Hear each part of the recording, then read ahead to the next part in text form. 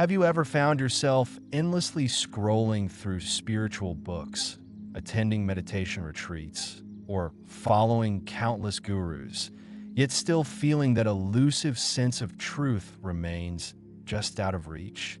You're not alone. Millions of seekers worldwide spend decades chasing enlightenment, accumulating spiritual experiences like trophies, only to discover they're running in circles.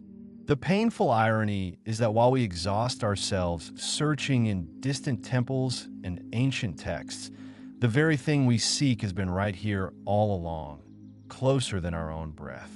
This isn't another spiritual theory to add to your collection. It's an invitation to stop running and discover what's been hiding in plain sight. By the end of this exploration, you'll understand why your search has been leading you away from truth, not toward it, and how to finally come home to what you've always been. Humanity has spent thousands of years searching for truth in scriptures, in temples, in philosophical systems, and in spiritual masters. But have we ever paused to ask ourselves, why do we always search in distant places? Why does the mind always project outward, chasing symbols and concepts painted in abstract colors? Truth is not a concept to be reasoned with, nor a destination adorned with promises. Truth is what is happening in your very mind right now. What you're thinking, feeling, reacting to. Is how you see your parents, your partner, strangers on the street, or even yourself in the mirror.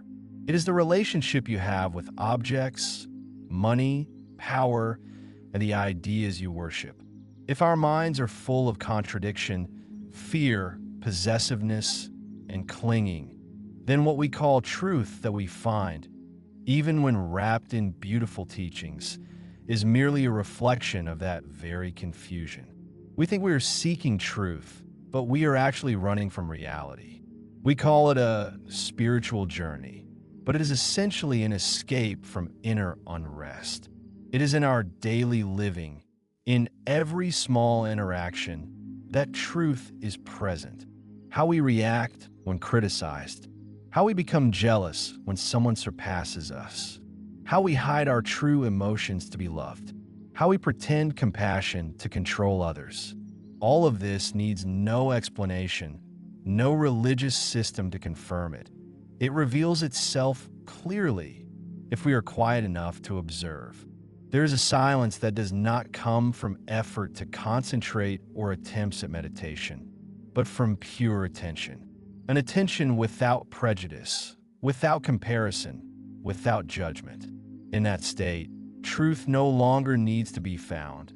It reveals itself like an open door, not in high celestial realms, not in mystical experiences, but right in this moment. Within you, the entire operation of ego and illusion is taking place.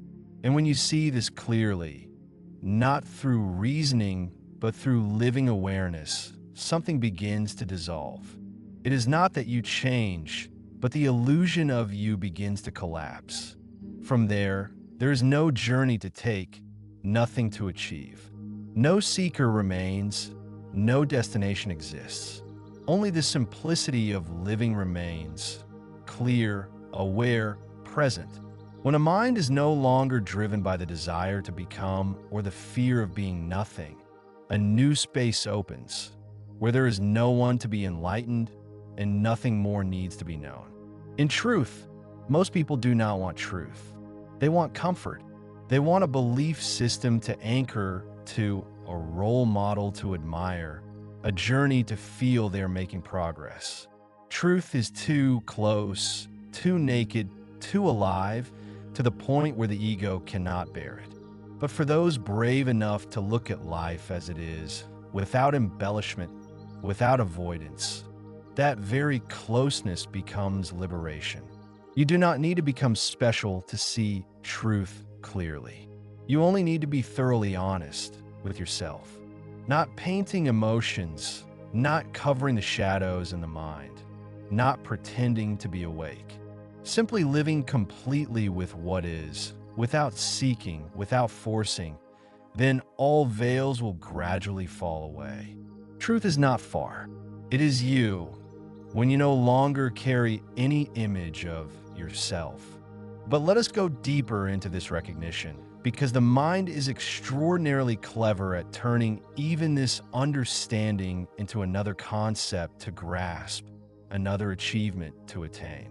The moment we say truth is here, the mind immediately creates a seeker who wants to find here, and suddenly we are back in the same trap, just with different words.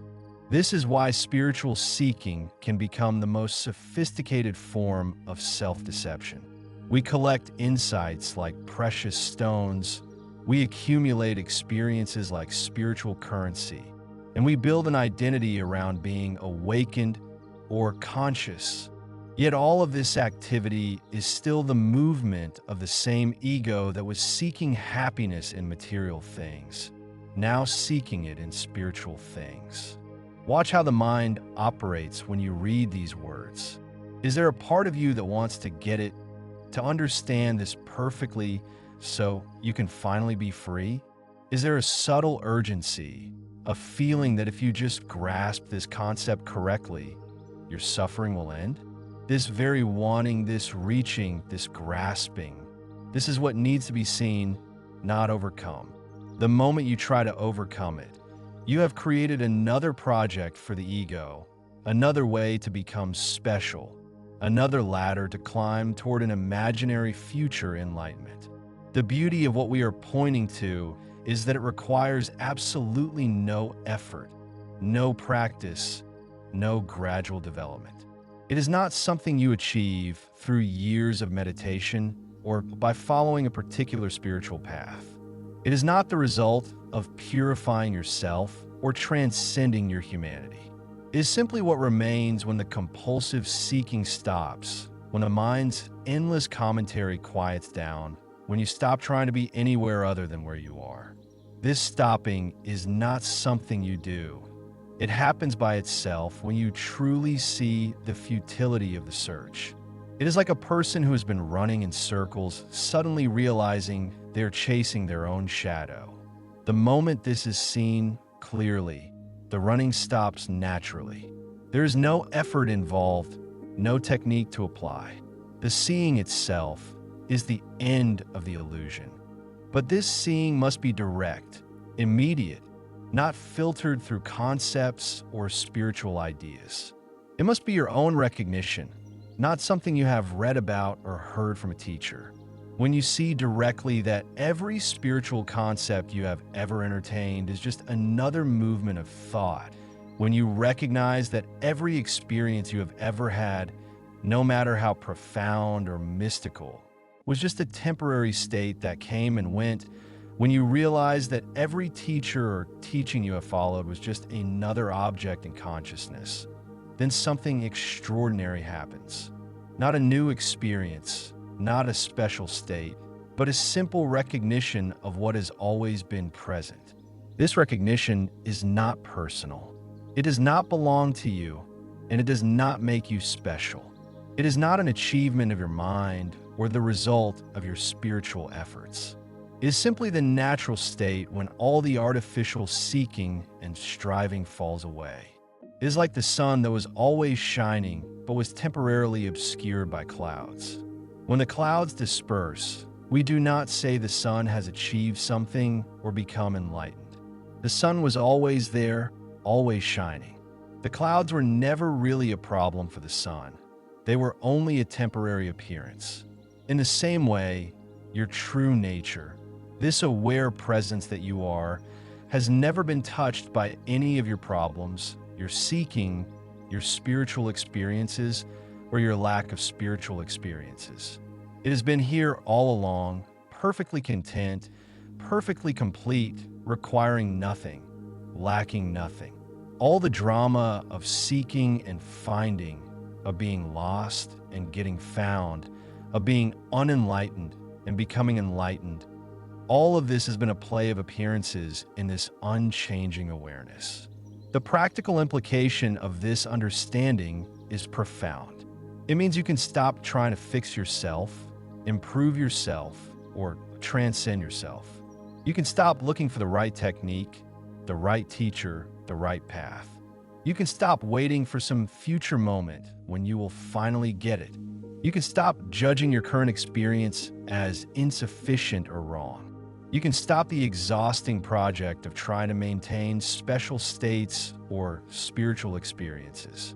Instead, you can simply be present with whatever is arising right now, without the commentary, without the judgment, without the need to change it or understand it or transcend it. This presence is not something you create or maintain. It is what you are. It is not a state you enter. It is what never comes or goes. It is not an experience you have. It is what experiences all experiences. When this is clearly recognized, life becomes extraordinarily simple. Not easy necessarily, but simple. Emotions still arise, thoughts still come and go, challenges still present themselves. But there is no longer a separate self who is struggling with these things, trying to manage them, trying to transcend them. There is just life living itself, consciousness knowing itself, awareness being aware. This simplicity is what we have been seeking all along, though we have been looking for it in the most complicated places. We have been seeking peace in spiritual practices, but peace is what we are. We have been seeking love in relationships, but love is our very nature. We have been seeking truth in teachings and books, but truth is this immediate, intimate, undeniable presence of being that is reading these words right now. The invitation is not to believe this, not to make it into another spiritual concept, but to investigate it directly in your own experience. Right now, as you read these words, what is aware of the reading? What knows that thoughts are arising? What is present to the sounds around you, the sensations in your body, the quality of light in a room? This knowing presence, can you find where it begins or ends? Can you locate it in space? Can you say when it started or when it will stop? This investigation is not intellectual. It is not about finding the right answer or coming to the correct conclusion. It is about looking directly at what is most intimate, most immediate, most undeniable in your experience. And what you will find, or rather, what you will recognize you have never not known, is that you are this aware presence itself. Not a person who has awareness, but awareness itself, temporarily appearing as a person. This recognition changes everything and nothing. Everything changes because the entire story of being a separate self, seeking fulfillment, falls away. Nothing changes because what you truly are has never been touched by any story, any seeking, any finding. You are the same awareness you have always been, but now there is no confusion about what you are. From this recognition, life unfolds naturally, spontaneously, without the constant interference of a separate self trying to control, improve, or transcend the experience. There is just this, whatever is arising right now, met with complete openness, complete acceptance, complete love. Not because you have learned to be accepting or loving, but because acceptance and love are what you are when there is no separate self to resist what is. This is the truth that is not far away. This is what has been here all along, waiting not to be found, but to be recognized. This is what you are, what you have always been, what you could never not be. The search is over not because you have found what you were looking for, but because you have recognized that you are what you were looking for. You are the truth you have been seeking. You are the peace you have been pursuing. You are the love you have been longing for. You always have been. You always will be. Right here, right now, this is it.